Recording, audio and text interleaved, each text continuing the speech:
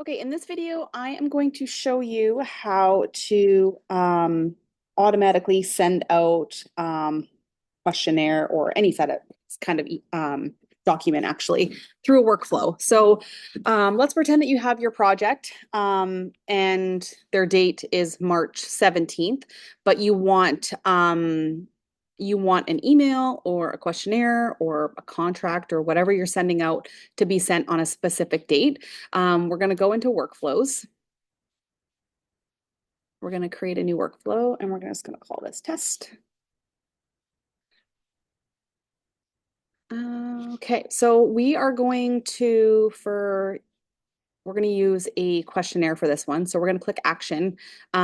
Keep in mind, depending what plan you're on, you may or may not have the same options as I do.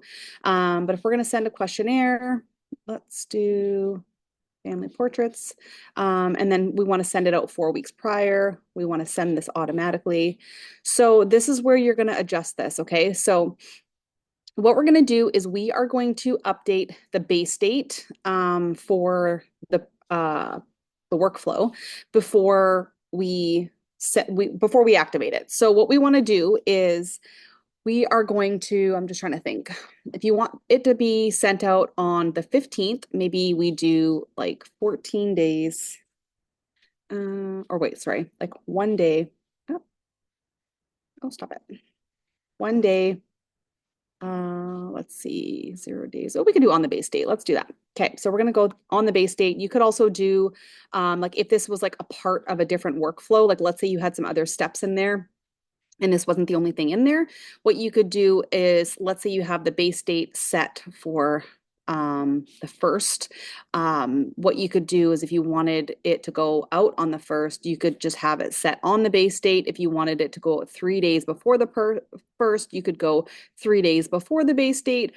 Or if the base date of the workflow needs to be the project date, then what you could do is you could say like so many days after. So let's say you know that their session is March 15th, and you want to send out a session reminder 4 weeks before, well, then you can either do before the base date, you could go 30 days before the base date, you could do 28 days, whatever that looks like for you.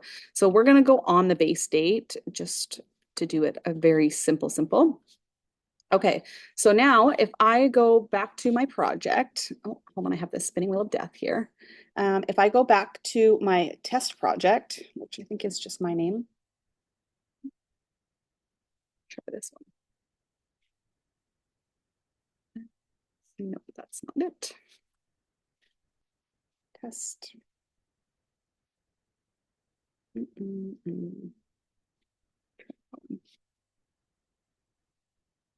so this one's active. So what we're going to do now, we're going to come in here and we're going to activate this workflow. So you can obviously activate a workflow many ways. I like to tie them into a quote or an invoice so that when they pay their deposit or something, then it triggers the workflow.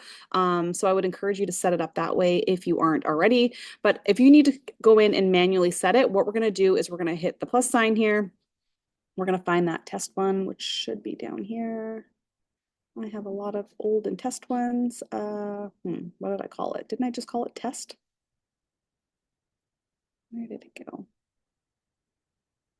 There we go, test. Okay, so here's what I was talking about with the base date. So we have a few options. So we put on the base date. So let's say you want this to go out on March 1st, okay? So now you can set the base date as March 1st, and then you can hit activate.